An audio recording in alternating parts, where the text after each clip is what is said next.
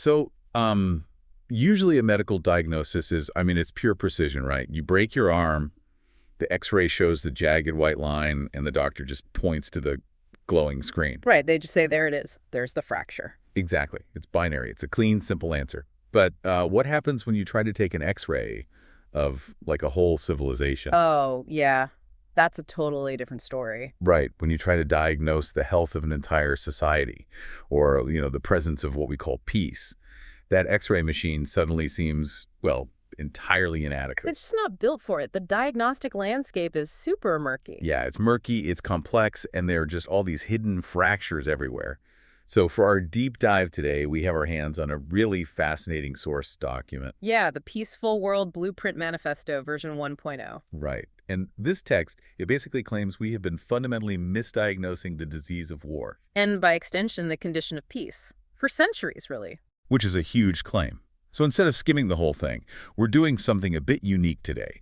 We're putting a microscope over one specific, incredibly dense paragraph from this manifesto. Point 9, titled Justice or Positive Peace. Exactly. And for you listening right now, whether you are, analyzing macroeconomic trends, or maybe you're leading a large organization, or honestly just trying to understand the evening news without feeling totally lost, this is for you. Yeah, because the concepts embedded in just this single paragraph are going to, well, they'll completely dismantle and reconstruct how you define the word peace. It really will.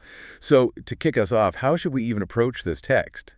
Because it's pretty dense. It is. The manifesto's approach here is essentially, it's like a compressed masterclass in social physics. Social physics, I like that. Yeah, because it completely refuses to accept the superficial metrics we normally use to, measure societal stability. It strips away all that polite diplomatic language. Right, the stuff you hear in press conferences. Exactly. And it forces us to look at the actual load-bearing pillars of human interaction. And to even begin wrapping our heads around this framework, we have to look at the primary distinction the text draws. Right, between negative peace and positive peace. Yeah. And the text defines negative peace with just blunt simplicity. It says negative peace is merely the absence of shooting. Wow. Just the absence of shooting. That definition alone, it feels like an indictment of modern history, doesn't it? Oh, absolutely. I mean, think about it. If the kinetic physical conflict is just paused, if the armies have retreated to their barracks, what do? We declare the war over. We hold a parade. Right. We sign a piece of paper in some capital city and we call it peace. Which the manifesto argues is an entirely inadequate and honestly almost dangerous illusion. Why dangerous, though? Well, think about the mechanical reality of what is actually happening during that so-called peace. If the guns are silent, right, but the underlying population is still suffering under the weight of an inherently exploitative system, then the conflict hasn't actually ended at all. It's just gone quiet. Exactly. It's just been submerged. The aggression has transitioned from overt military action to, covert systemic functioning. So it's a pause button, not a stop button. Precisely. A pause button. So the transition to positive peace requires us to stop looking at peace as a passive vacuum. Like, not just the absence of noise or the absence of harm. Right. The text defines positive peace as an active, deliberately engineered state, and it's characterized by the actual presence of justice. Okay, let me try to map that back onto that medical analogy we started with. Yeah, go for it. So, if you have that broken arm, and you take a massive dose of a painkiller, the pain receptors in your brain are blocked. You feel totally fine. Right, you're not hurting. Yeah. That is negative peace. The alarm bells in your nervous system have been silenced by a chemical intervention, but the bone is still snapped in half. The structural integrity is still totally compromised. Exactly. Positive peace, in this scenario, is the agonizing work of actually resetting the bone, putting it in a cast, enduring the physical therapy, and allowing the tissue to heal so the arm actually functions again. It requires real intervention. It's not passive at all. Right. And if we apply that medical intervention to historical analysis, our entire perception of the past shifts, doesn't it? Oh, it radically changes. We casually look back at various empires and we celebrate their, their golden ages. Yeah, like the Pax Romana or whatever. Right, these 50-year eras of unprecedented peace. But we measure that peace strictly by the lack of standing armies clashing on battlefield. But under the lens of point 9, we are forced to ask about the internal mechanics of those empires. Exactly. If an empire wasn't fighting a foreign war, but, say, half of its domestic population was legally classified as property. Right, slavery. Yeah, or if they were systematically starved through agricultural extraction or just denied basic human agency, the manifesto says that was not peace. It was just a period of intense, heavily enforced negative peace. Masking a profound systemic rot. The violence was simply monopolized by the state and administered quietly. We are essentially grading historical peace on a curve, measuring only the decibel level of the gunfire. That's a great way to put it. So, if the absence of shooting is just a temporary chemical painkiller, what is the actual physical mechanism in the society that guarantees the painkiller will wear off? Like, what guarantees that the shooting will inevitably start again? Well, the text gives us the exact ingredients of that societal decay. It states explicitly that it is impossible to build lasting peace on a foundation of exploitation and systemic humiliation. Exploitation and systemic humiliation. Yeah, and those two terms, they aren't used casually here as like rhetorical flourishes. They are precise structural diagnoses. Okay, let's break those down. Let's examine the mechanics of exploitation first. Sure. In this framework, exploitation is the mathematical extraction of value from human beings. It's treating a person as a resource to be mined. Right, treating a human as a means to an end rather than an end to themselves. Exactly. But what does that look like mechanically? I mean, beyond just the obvious historical examples of forced labor. Mechanically, it looks like economic systems where the productivity of a workforce increases exponentially over decades, but the compensation for that workforce remains entirely stagnant. Oh, wow. Yeah. While all the surplus value is extracted and concentrated at the very top. It's a supply chain that relies on invisible, uncompensated labor at its lowest tiers just to maintain profit margins at its highest tiers. So the society is functioning, the goods are being delivered, there's no active rioting in the streets. Which is negative peace. Right, negative peace. But the foundation is built on this continuous, quiet extraction of life, energy, time, and resources from one group to benefit another. Precisely. And then there's the second ingredient the manifesto identifies, which is systemic humiliation. Okay, let's dissect the word systemic here. Because when I hear humiliation, I naturally think of interpersonal conflict. Yeah. Like someone insulting someone else. Yeah. I think of a manager berating an employee in front of their colleagues or a teacher mocking a student. But the text is pointing to something much deeper than individual cruelty, isn't it? It is. Individual cruelty is just a symptom, but systemic humiliation is the architecture itself. The architecture. Yeah. Systemic humiliation means the degradation is not an accident or an anomaly. It's a feature of the system's code. Wow. Okay. It occurs when the laws, the bureaucratic procedures, or the social norms force a whole demographic of people to surrender their dignity as a routine condition of their survival. Give me a tangible example of that. Like, how does a bureaucracy actually engineer humiliation? Okay, look at the mechanical design of many poverty assistance programs around the world. To receive basic nutritional aid, an individual often has to navigate this absolute labyrinth of paperwork. Right, the red tape. Yeah. They have to submit to invasive audits of their personal finances, maybe undergo mandatory drug testing, and constantly reprove their destitution to a really skeptical governing body. Oh, I see. The system operates on an underlying assumption of suspicion. Exactly. The mechanical process of getting help is designed to be as exhausting and degrading as possible. It effectively punishes the individual for their economic status. That is heavy. So that's not an accident of bad administration? No, that is a system engineered to humiliate. Or think about the historical practice of redlining in urban zoning. Oh, right. Where banks and governments literally drew red lines on maps around certain neighborhoods, usually based on race, and just refused to invest or offer mortgages there. Precisely. The humiliation there is geographic and it's generational. The system mathematically ensures that your neighborhood will have underfunded schools, predatory lending, and a lack of public services. It sends a continuous environmental message to the people living within those red lines that they are, well, of lower value to the state. Right. So when the manifesto pairs exploitation with systemic humiliation, it's describing a society functioning like a poorly engineered bridge. You can paint the bridge, you can declare a negative peace. But the internal stress fractures are accumulating microscopic damage every single day.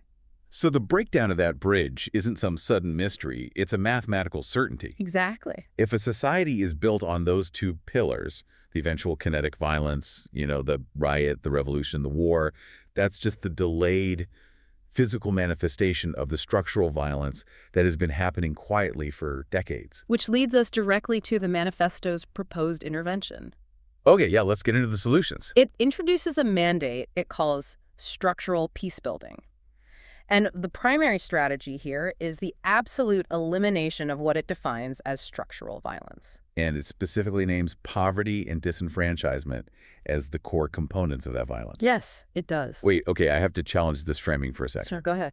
Because I understand the severity of poverty. I really do. And I understand how devastating a lack of voting rights or social agency can be. But if we start calling a bad tax code or an underfunded school system violence, aren't we just watering down the word until it means absolutely nothing? That's a common reaction. Like, if everything bad is violence, then nothing is. A literal physical assault is violence. How does the manifesto justify hijacking that specific word to describe economic inequality? It is a critical pushback, and it actually gets to the very heart of the manifesto's philosophy. The text justifies the use of the word violence by looking strictly at the epidemiological and biological outcomes rather than the immediate visual spectacle. Okay, unpack that for me. Consider the physiological reality.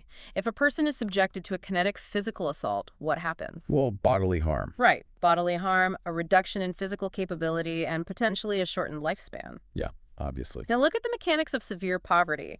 A person living in chronic destitution experiences elevated allostatic load. Allostatic load. Yeah, their biological stress response is permanently activated.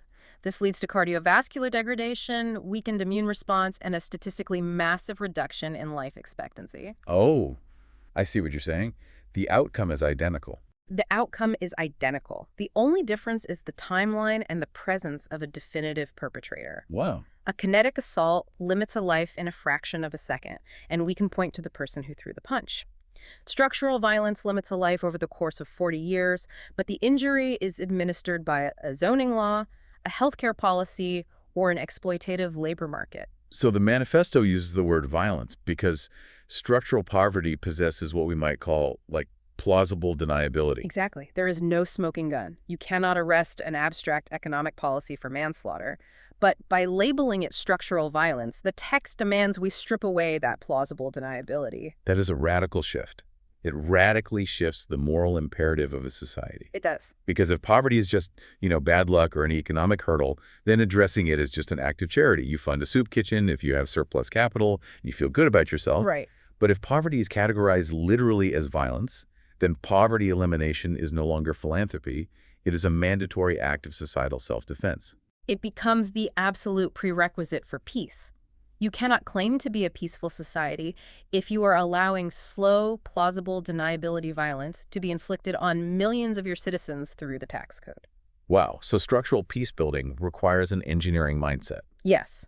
It means opening up the hood of a civilization and looking at the educational funding models, the voting access laws, the property rights, and the resource distribution. And identifying exactly where the violence is hidden in the paperwork. Exactly. But, there is a massive psychological barrier here. Oh, for sure. If structural violence is so lethal, and if it's happening on such a massive scale, why is it tolerated? Like, why doesn't the population recognize it and dismantle it immediately? Well, the text anticipates this exact question, and it points to an even deeper, more insidious layer of societal control that runs parallel to the structural issues. It calls this cultural violence. Cultural violence. Yes. The manifesto demands the transformation of cultural violence, which it defines precisely as the ideology, language, and art that justify evil. Ideology, language, and art. Yeah.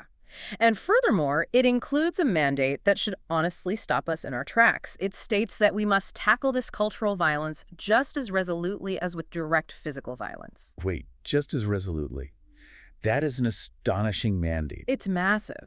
I mean, we mobilize literal armies to stop physical violence. We spend trillions of dollars on defense budgets. We build sophisticated intelligence agencies. We deploy fleets across oceans to prevent kinetic warfare. The text is demanding that exact same level of logistical urgency, funding, and uncompromising resolve to change how we speak and the media we consume. That's what it's... How can art and language possibly require a military-grade response? To understand that mandate, we really have to look at the functional relationship between the layers we've discussed so far. Okay. If structural violence, the poverty, the disenfranchisement, if that is the hardware of inequality, cultural violence is the software that allows that hardware to run without crashing the system. Oh, that's a brilliant analogy. The software for the hardware. Right. You cannot maintain a massive apparatus of exploitation and systemic humiliation unless you simultaneously broadcast a cultural narrative that convinces the general population that the inequality is natural. Or deserved, or inevitable. Exactly. Cultural violence is the permission slip for cruelty. Let's break down the mechanics of the three specific vectors, the text names then. Ideology, language, and art. How does an ideology function as a weapon of violence? Ideology functions as a weapon by constructing narratives of supremacy and meritocracy that mask exploitation. Make that concrete for me. So, if an ideology successfully propagates the idea that a specific demographic is inherently more intelligent or harder working or divinely ordained to rule, it totally neutralizes empathy. Right. When the dominant group extracts value from the marginalized group, the ideology frames it not as theft, but as just the natural order of the universe. The ideology essentially says they are poor because they lack virtue, and we are wealthy because we are inherently superior. Exactly. It provides a moral shield for structural violence. Okay, and what is the mechanism behind language? How does a shift in vocabulary actually justify evil? Language operates on the neurosociological level through dehumanization and passive shielding. Dehumanization. Right. Before any society commits kinetic violence against a group before a genocide, an internment, or a war, the language used to describe the target group must be systematically altered. So the rhetoric changes first. Always. The media and the leadership begin using metaphors of infestation or burden. The targeted individuals become a swarm, a virus, a plague, or an infestation. You strip away the linguistic identifiers of humanity. Exactly. You neutralize their human status in the daily discourse. Once the language has successfully categorized a group as non-human pests, the physical violence enacted against them no longer registers to the broader public as murder. It registers as pest control. Exactly. It bypasses the brain's natural aversion to killing a fellow human. Yep. And furthermore, language is used to shield the state. Notice how bureaucratic language relies heavily on the passive voice when describing state violence. An individual commits a murder, but a state apparatus is involved in an officer-involved shooting or produces collateral damage. Oh, wow. Yeah, the language itself is engineered to remove accountability. Right. The subject disappears from the sentence entirely. That is chilling. Which brings us to the third vector, art. And this is perhaps the most difficult one to really digest. It can be. Because we tend to view art, cinema, literature, painting, comedy, we view it as a mirror reflecting society, or honestly just harmless entertainment. How does art actively justify evil? Because art does not merely reflect the moral imagination of a society, it actively constructs it. Constructs it. Yeah. Consider how certain genres of entertainment normalize systemic humiliation. When a television sitcom consistently relies on the mockery of a specific marginalized group for cheap laughs, it actually alters the viewer's empathy response. Oh, interesting. Sociological studies suggest that if a population is trained to laugh at the humiliation of a demographic on screen, they are statistically far less likely to support structural policies that aid that demographic in reality. Because the art has trained their neurological pathways to view the degradation of those people as acceptable or even enjoyable. Exactly. Or think about the hero's journey narrative in modern cinema. Okay, what about it? We are constantly fed narratives that romanticize ruthless domination. The billionaire who extracts wealth from thousands of workers is portrayed as an eccentric genius visionary. Right, Iron Man, basically. Yeah, or the soldier who completely disregards the rules of engagement to inflict kinetic violence is portrayed as a maverick hero. The art frames the extraction of value and the administration of violence as the ultimate aesthetic achievement. Exactly. So when the Manifesto states that we must transform this cultural violence just as resolutely as a physical threat, it is recognizing a very simple chain of causality. You cannot disarm the physical bomb if you ignore the factory that is manufacturing the bomb. Precisely. Yeah. And the cultural narrative, the language, the art, the ideology, that is the factory. It is the psychological training ground where a society practices the cruelty it will eventually enact in its tax codes and on its battlefields. That is a staggering way to view culture. So Yeah. if we follow this blueprint, right, if we actually eliminate the structural violence of poverty and we dismantle the cultural software that justifies it, what is the actual lived reality of the positive peace that remains? Well, the manifesto doesn't leave us with vague utopian poetry here. Thankfully. Yeah. It grounds its definition of positive peace in a very specific, rigorously tested economic philosophy. Yes, it explicitly states that it applies Amartya Sen's capability approach. Yes. And it uses this framework to define justice with incredible precision. It says justice is the presence of real opportunities for every person to realize their potential. Right. For you listeners, Amartya Sen's work fundamentally shifted how we measure human progress, moving it away from just counting raw GDP. But the manifesto isn't just using his approach as an economic indicator, is it? No, it is elevating it to the literal threshold of peace. Let's unpack that phrase, real opportunities, because there is a massive difference between a theoretical right and a real opportunity. Huge difference. The distinction between formal freedom and effective freedom is the core of the capability approach. Okay, explain that distinction. In a society characterized by negative peace, the governing structure relies heavily on formal freedom, which is essentially negative liberty. Meaning what exactly? The state says, hey, we have removed the legal barriers. There is no law preventing you from getting a university degree. There's no law preventing you from starting a business or accessing healthcare. Therefore, you are free. Right. And the subtext is, if you fail to achieve your potential, it is entirely a failure of your own individual effort. It is the ultimate hands-off, sink-or-swim governance. Like, we aren't stopping you, so we have achieved peace. Good luck. But the capability approach demolishes that logic. It asks about your actual tangible capability to achieve those outcomes. Let's use a mechanical analogy here. I love a good analogy. Let's hear it. Imagine the state grants every citizen the theoretical right to ride a bicycle. On paper, everyone is completely equal. Okay, fair enough. But if a citizen lives in a city with 0 paved roads, or if they have a physical disability and only standard bicycles are manufactured, or if they were deliberately denied the education of how to even balance on 2 wheels, that theoretical right is entirely meaningless. The law says you are free to ride, but they do not have the real opportunity to ride. Exactly. Under the framework of positive peace, justice isn't just handing out bicycles and declaring victory. Right. Justice requires the society to ensure the roads are actually paved, the training is provided, and the bicycles are adapted to the physical needs of every single rider. Wow. It represents a colossal shift in where the burden of responsibility lies. It does. Society can no longer just ask, are we lethally stopping you? Yeah. It must relentlessly ask, are we structurally enabling you? Are we enabling you? That completely rewrites the social contract. It really does. If a child is born into a zip code where the groundwater is contaminated with lead, which heavily impacts their cognitive development, and the local schools are funded primarily by depleted local property taxes, that child does not have a real opportunity to realize their potential. Not at all.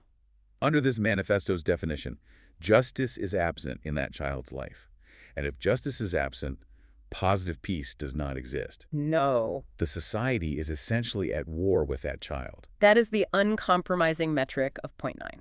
But, the architects of this manifesto, they clearly understood a fundamental flaw in human psychology here. Oh, yeah. Because if we are tasked with redesigning our institutions to actually provide these real opportunities, how do we overcome our inherent tribalism? Right, because human beings naturally design systems that favor themselves. Exactly. We favor our own demographics, our own geographic areas. Right. How can a society possibly test its decisions for true objective fairness? We need a diagnostic tool to check our own blind spots. And the text provides one, concluding point 9, with a reference to a really famous philosophical concept. It states, to test our decisions for impartiality, we use the thought experiment called the veil of ignorance. The veil of ignorance. Yeah, this is a concept popularized by the political philosopher John Rawls. Right. The manifesto adopts it strictly for its utilitarian function as a stress test for structural mechanics. It forces the architect of a policy to disconnect their personal identity from the policy they are creating. Walk us through the mechanics of how this diagnostic tool is actually applied in the context of structural peace building. Like, how does it work in practice? Okay, imagine you have been given the absolute authority to design the rules for a brand new society. Okay, I'm the architect. Yeah. You will draft the economic policies, the algorithms governing social media, the healthcare distribution, the cultural arts funding, every structural component. I have total control. Total control. However, before the simulation begins and you actually enter this new society, you are forced to step behind the veil of ignorance. So what happens behind the veil? Behind this veil, you are struck with a highly specific, targeted amnesia regarding your own identity. I know nothing about who I will be when I wake up in the society I just designed. Nothing. You do not know your gender. You do not know your race or ethnicity. You do not know your sexual orientation. Oh, You have no idea if you will be born with extraordinary intellectual gifts or severe cognitive and physical disabilities.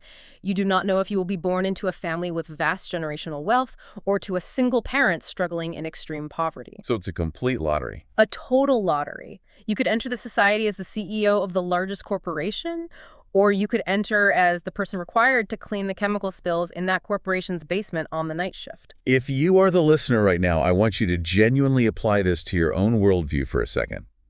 Imagine sitting at the drafting table writing the labor laws. If you do not know whether you will be the CEO or the night shift janitor, how do you write the laws governing minimum wage, workplace safety, and healthcare benefits? You are suddenly highly incentivized to make absolutely sure that the janitor's life is characterized by dignity, safety, and a real opportunity for advancement. Because mathematically, that janitor might be you. Exactly. The veil of ignorance forces empathy through the mechanism of self-preservation. It is the ultimate diagnostic test for the presence of exploitation and systemic humiliation. That is so clever. Right. If you propose an economic system that relies on a permanent, impoverished underclass to do the grueling labor, you would never agree to implement it from behind the veil. Because you would not accept the statistical risk of being born into that underclass. You just wouldn't do it. It instantly highlights the hypocrisy in any system. You pass every cultural narrative, every zoning law, and every tax loophole through the veil of ignorance. If you wouldn't accept the policy without knowing your place in it, then the policy contains structural violence. It is an incredibly elegant and honestly brutal test of our own integrity. It forces us to build a floor beneath the society that we ourselves would be willing to land on. Beautifully said. And that floor, built without exploitation, without humiliation, and guaranteeing real capabilities for everyone, that is the structural foundation of positive peace. Man, let's pull back and synthesize the magnitude of what we have just explored from this single paragraph, because we covered a lot of ground. We really did. We began by shattering the illusion of the pause button, the realization that an absence of kinetic warfare, a negative peace, is a complete mirage if the silence is purchased through the extraction of value and the systemic humiliation of human beings. Right. And then we explored the mandate to redefine violence itself, recognizing that bureaucratic redlining and systemic poverty kill just as effectively as physical weaponry. They just operate on a slower timeline with plausible deniability. Exactly. And we uncovered the psychological factory that manufactures that violence, the cultural software of language, ideology, and art that numbs our empathy and frames cruelty as the natural order. And we are challenged to dismantle that software with the exact same urgency and funding as a military defense operation. All in the pursuit of a society defined by Amartya Sen's capability approach, where justice is measured solely by the tangible, structural enabling of every individual to reach their potential. A society whose fairness is so impenetrable that you would gladly sign the social contract from behind the veil of ignorance, entirely blind to who you would become. It is a staggering, overwhelming architectural blueprint for human civilization. But as we wrap up today's deep dive, I want to bring this massive sociological framework directly into your daily reality, to you listening right now. Yeah, because it's deeply comforting to hear this and think only about global geopolitics or massive historical empires. Right. It allows us to deflect. But the mechanics of Point 9 scale all the way down to the micro level. This is about the ecosystem of your own business. It is about how your local school board allocates its budget. It's about the specific language you tolerate in your community or on your social media feeds. The mandate of positive peace does not allow for passive observers. It demands that you constantly audit the foundations of your own localized systems for hidden exploitation. You have to be an active participant. So, as you go back to your day, I want to leave you with a final provocative thought to mull over. We talked about how structural violence and cultural violence operate with plausible deniability, like invisible bullets moving slowly through a population. Right. If positive peace requires us to transform our language, our art, and our bureaucratic systems with the exact same life or death urgency as stopping a physical bullet, look closely at your own workplace, your own city council, your own social circles. What invisible bullets are flying through your community right now, inflicting slow violence that everyone around you has simply accepted as the normal cost of doing business?